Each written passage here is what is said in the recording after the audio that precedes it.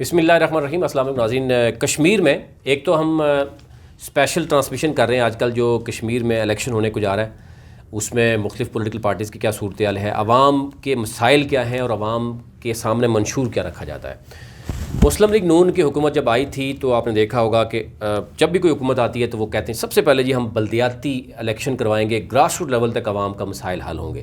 لیکن پریکٹیکلی کیا ہوتا ہے، عملی طور پر کیا ہوتا ہے؟ آج بھی اگر ہم بات کریں تو گزشتہ کئی ماہ سے جو ہے وہ عدالتی بحران جو ہے وہ بڑی شدت اختیار کر گیا کشمیر میں. اور گزشتہ روز ہم نے دیکھا کہ جو ہائی کورٹ کے جو قائم جو جج تھے شیراز کیانی، ان کی ڈیتھ ہوئی. اور اس کے بعد کیا ہوا کہ ایون یہاں تک یہ ہوا کہ ان کی نماز جنازہ تک نہیں جایا گیا اور ایک سازش تیار کی گئی عدالتی بحران کو کس طریقے سے نپٹایا جائے اور کس طریقے سے ٹیکل کیا جائے.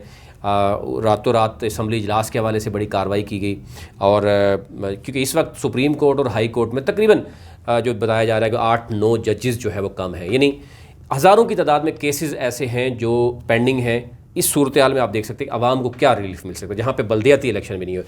ذیشان قریشی صاحب آپ بتائیے گا، ظاہر ہے جب حکومت آتی ہے کوئی بھی، ابھی میں چند دن قبل میری بھی ملاقات جب ہوئی ہے تحریک انصاف کے جو صدر ہیں برسٹر صاحب، تو انہوں نے کہا جی ہماری پرائیورٹی یہ ہے کہ ہم بلدیاتی الیکشن کروائیں گے، ہم احتساب کریں گے اور پھر جناب سب کچھ انصاف کا بول بالا ہو جائے گا. یہی صورتحال اس وقت تھی جب مسلم لیگ نون بھی آئی تھی.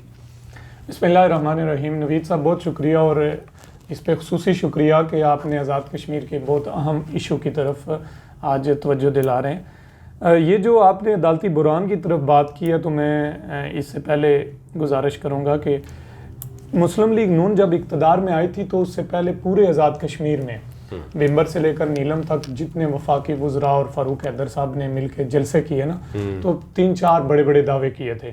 جو ان میں سب سے بڑا دعویٰ وہ بلدیاتی الیکشن تھا، بلکہ فاروق حیدر صاحب نے حلف اٹھاتے ہی پہلی تقریر میں کہا تھا کہ میں اکتوبر میں بلدیاتی الیکشن، بالکل ہمارے 2016 کے، ہم نے بھی اس کو نوٹ کیا، وہ آج تک وہ اکتوبر خوش قسمتی سے آزاد کشمیر کے لوگوں کے لیے نہیں آ سکا.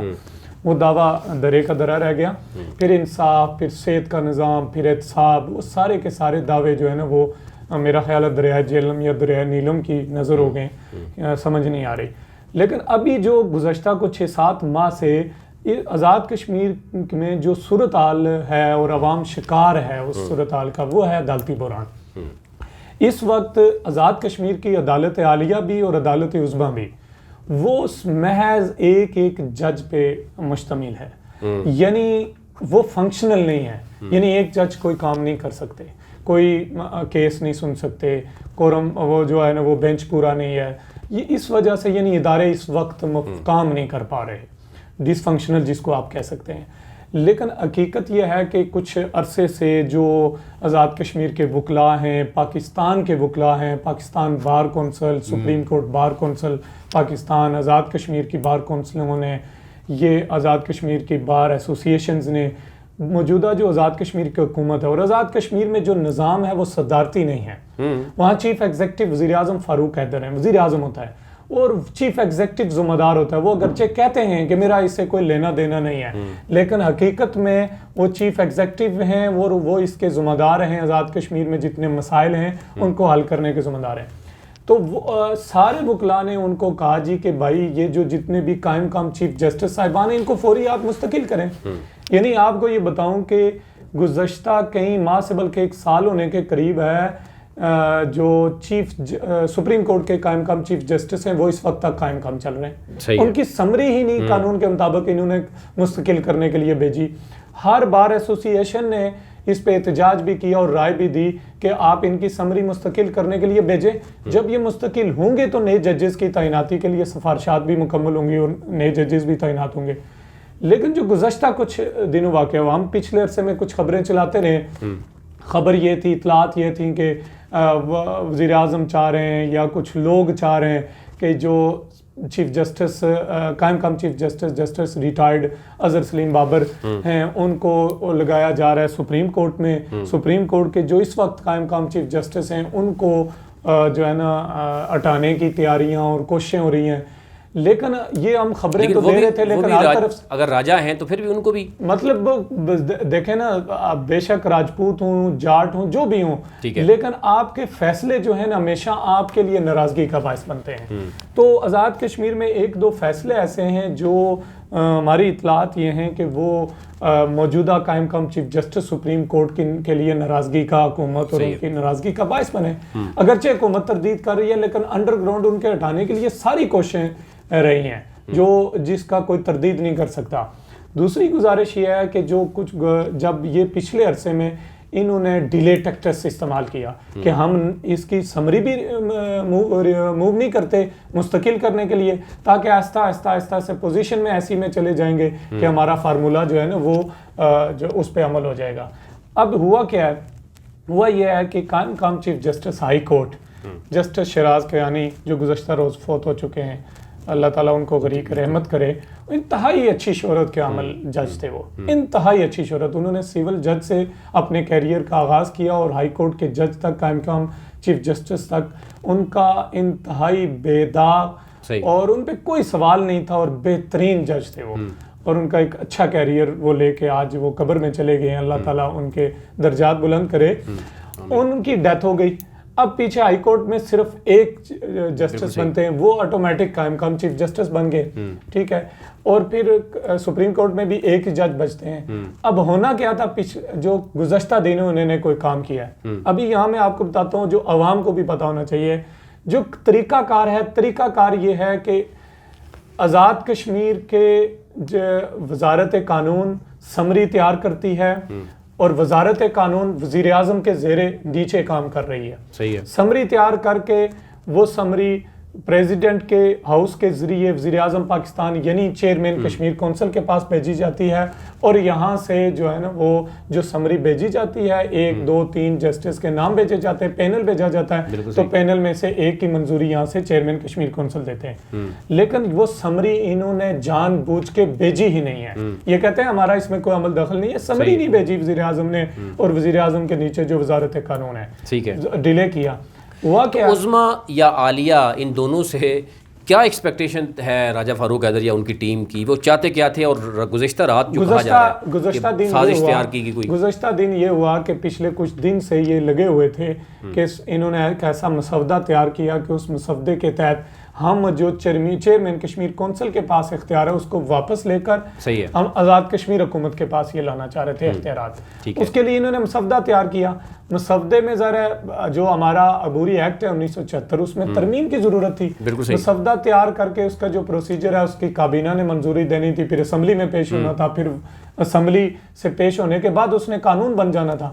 لیکن ہوا یوں ہے کہ کل انہوں نے کابینہ کے اجلاس بلایا اور حکومت نے یہ تاثر دیا، یعنی حکومت سے مراد وزیر اعظم نے، کہ اس کے لیے ہم نے وفاق کی اہم شخصیات جو ہیں حکومت پاکستان کی اہم شخصیات مقتدر حلقوں سے کی اہم شخصیات کا اعتماد حاصل کر لیا ہے. ان کی رضامندی سے یہ مسودہ تیار کر رہے ہیں اور ترمیم کر رہے ہیں. پھر انہوں نے جو ٹیکنیکل کیا کہ ہم صرف یہ 2 مہینے کے لیے کریں گے، یعنی 1 ٹائم ترمیم ہوگی، 2 مہینے کے بعد پھر وہی پرانا پروسیجر لاگو ہو جائے گا. صحیح ہو گیا، ٹھیک ہے.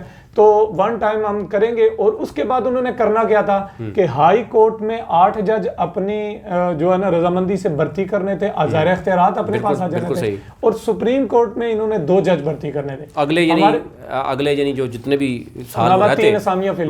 ہماری اطلاعات یہ ہیں کہ سپریم کورٹ میں انہوں نے 3 ججز لگانے تھے، یعنی ایک سابق چیف جسٹس قائم مقام چیف جسٹس ہائی کورٹ ہیں، جسٹس ریٹائرڈ ہیں، ان کا نام آ رہا تھا سامنے کہ ان کو اٹھا کے انہوں نے چیف جسٹس سپریم کورٹ لگانا تھا اور موجودہ چیف جسٹس کو ہٹانا تھا. جب اختیارات ان کے پاس آ جانے تھے تو ان 2 ماہ میں ان کو بھی ہٹانا تھا اور اپنے مرضی کے 10 ججز بھی لگانے تھے.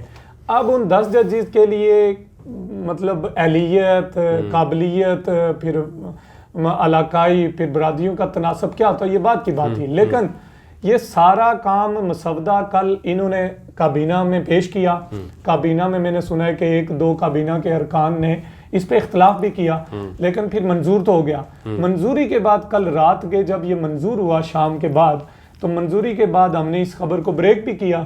تو منظوری کے بعد رات کے کہیں آگے پیچھے سے رابطے ہونے کے بعد ہمیں یہ اطلاع ملی ہے کہ آج اسمبلی کا خصوصی اجلاس بلایا ہوا تھا. آج کیا تاریخ ہے؟ 4 مئی آج اسمبلی کا خصوصی اجلاس بلایا ہوا تھا، لیکن خصوصی اجلاس اسی وجہ سے بلایا ہوا تھا، جب خصوصی اجلاس ہوا تو اس میں ادھر ادھر کی جو ہے نا وہ قراردادیں پیش کر کے غیر معینہ مدت کے لیے ملتوی کر دیا، یعنی پیش نہیں کر سکے. ٹھیک ہے. اب یہ سوال ہے کہ جو مسودہ اور جس بات کی منظوری کابینہ دے دیتی ہے بالکل صحیح ہے، اس کی قانونی حیثیت کیا رہتی ہے، وہ اسمبلی میں پیش کیوں نہیں ہوتا؟ بالکل صحیح ہے. تو یہ یعنی آپ کو یہ لگ رہا ہے کہ یہ فاروق حیدر صاحب کی جو ٹیم ہے یعنی ایک ڈیلے کیا اور وہ چاہ رہے تھے کہ جاتے جاتے کوئی ایسا کام عظمیٰ اور عالیہ سے کروا لیں کہ آنے والے وقت جو ہے وہ ان کو ذرا ان کے اپنے لوگ بیٹھے رہیں. ظاہر ہے جو آج ججز لگنے تھے وہ آنے والے 8-10 سال کے لیے عدلیہ کی تاریخ میں انہوں نے اور اگر آنے والی حکومت ان کو ہٹاتی تو ڈیفینیٹلی وہ بھی ایک بحران نہیں ہٹا نہیں سکتی تھی آنے والی حکومت، اس کے لیے پورا پروسیس فالو کرنا پڑتا تھا. صحیح ہے. لیکن آج جو ججز لگ جاتے انہوں نے 10-15 سال آگے پھر عدلیہ کی تاریخ میں رہنا تھا. اس کا مطلب یہ ہوا کہ اب یہ آنے والی حکومت جو بھی ہوگی، جو بھی اقتدار سنبھالے گی، اس کا مطلب ہے کہ یہ تقرریاں اس وقت ہوں گی جب تک عدلیہ بحران چلتا رہے گا.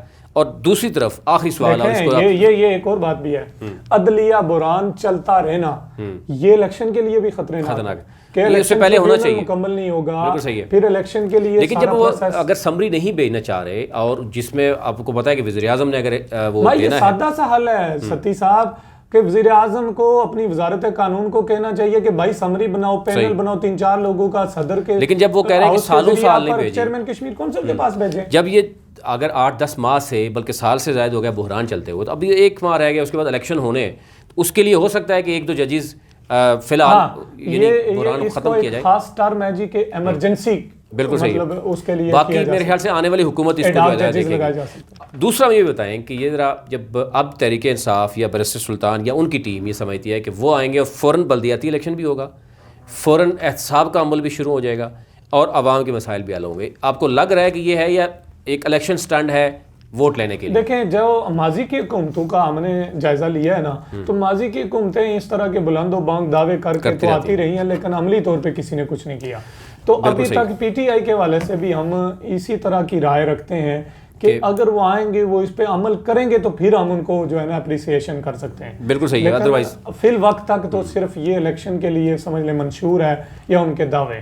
بالکل جی ناظرین، یہ آپ 2016 یا 15 میں جب دیکھیں تو راجہ فاروق حیدر اور ان کی پوری ٹیم جب جلسے کرتی تھی، آج جس سے پی ٹی آئی کر رہی ہے، آلدو کہ اب کووڈ کا ہے دوسرا جلسے نہیں ہو رہے، لیکن پھر بھی سوشل میڈیا کا دور ہے، ان کے بیانات یا ان کی جو منشور ہے وہ تو عام تک پہنچتا ہے.